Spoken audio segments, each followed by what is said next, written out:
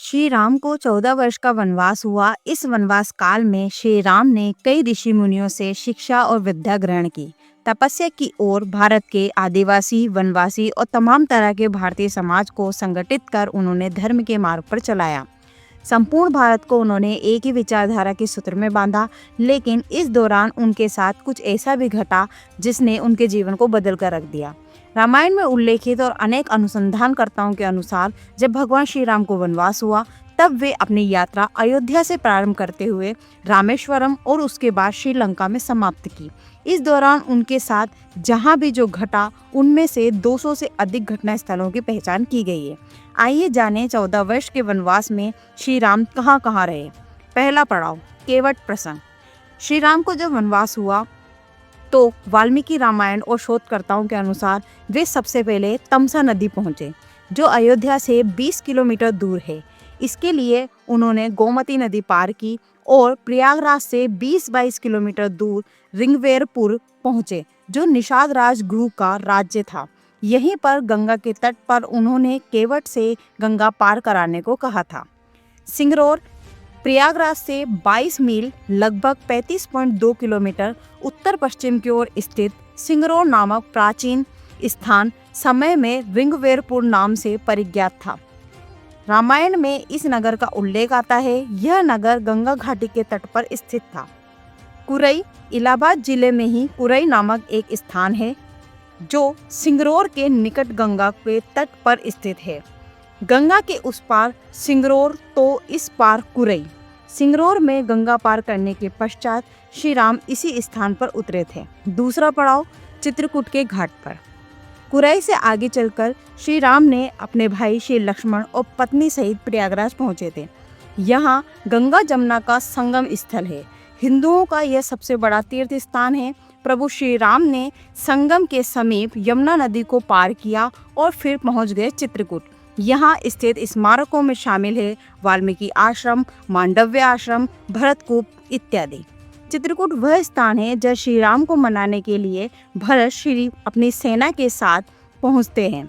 तब श्री दशरथ का देहांत हो जाता है। श्री राम की चरण पादुका ले जाकर उनकी चरण पादुका रखकर राज्य करते हैं।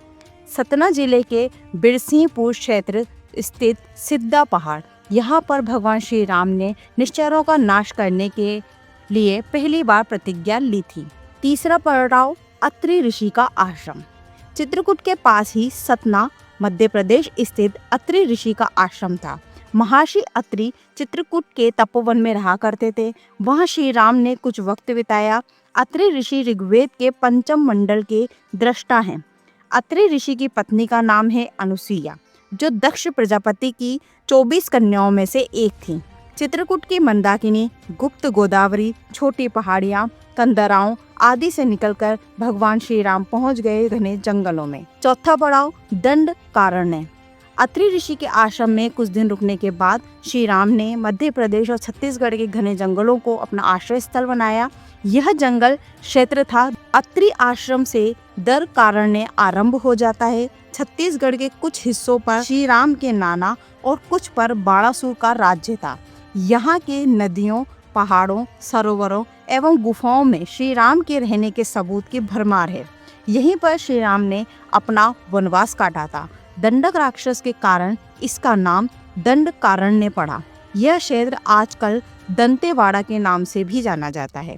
इसी दंडकारण्य का ही हिस्सा है आंध्र प्रदेश। आंध्र प्रदेश का एक शहर भद्राचलम गोदावरी नदी के तट पर बसा है।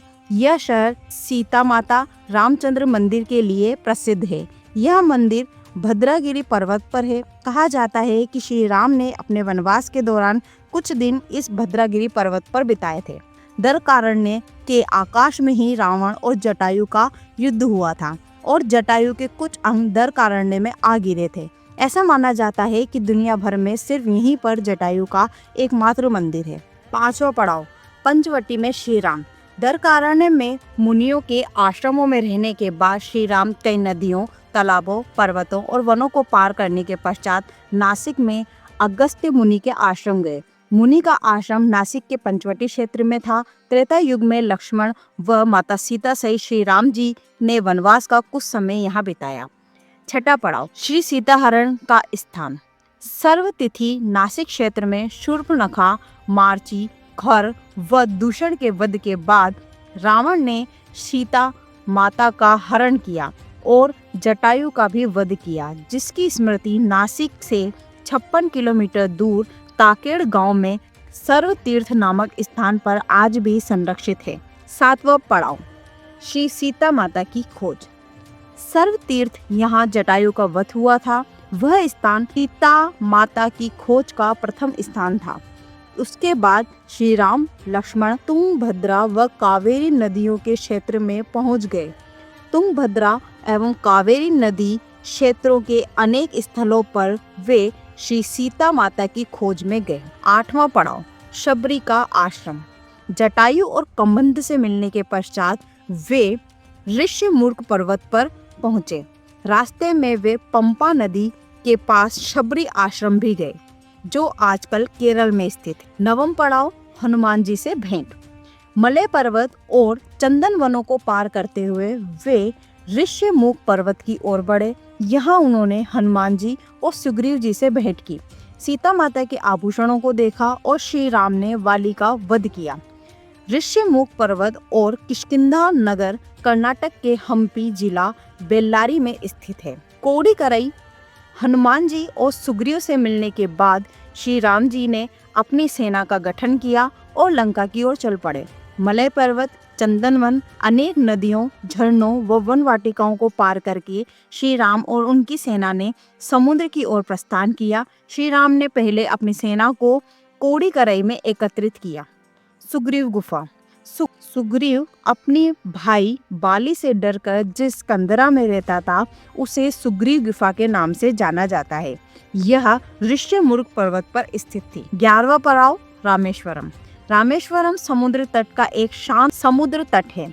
रामेश्वरम प्रसिद्ध हिंदू तीर्थ केंद्र है। भगवान श्री राम ने लंका पर चढ़ाई करने से पहले यहाँ भगवान शिव की पूजा की थी। रामेश्वरम का शिवलिंग श्री राम द्वारा स्थापित शिवलिंग है।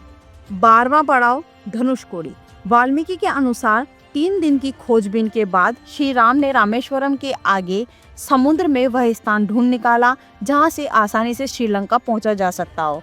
उन्होंने नल और नील की मदद से उक्त स्थान से लंका तक पुनर्निर्माण करने का फैसला किया।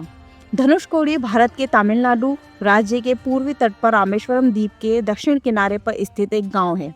धनुषकोडी पंबन के दक्षिण पूर्व में स्थित है। राम सेतु। भारत तमिलनाडु के दक्षिण पूर्वी तट के किनारे रामेश्वरम द्वीप तथा श्रीलंका के उत्तर पश्चिमी तट पर मन्नार द्वीप के मध्य यह सेतु भारत तथा श्रीलंका को भूमार्ग से आपस में जोड़ता है। यह पुल करीब 18 मील 30 किलोमीटर लंबा है। 13वां पड़ाव नुवारा एलिया पर्वत श्रृंखला। श्रीलंका के मध्य में रावण का महल था। नुवारा एलिया पहाड़ियों से लगभग 90 किलोमीटर दूर बांद्रवेला की तरफ मध्य लंका की ऊंची पहाड़ियों के बीचों बीच सुरंगों तथा गुफाओं के भंवर जाल मिलते हैं।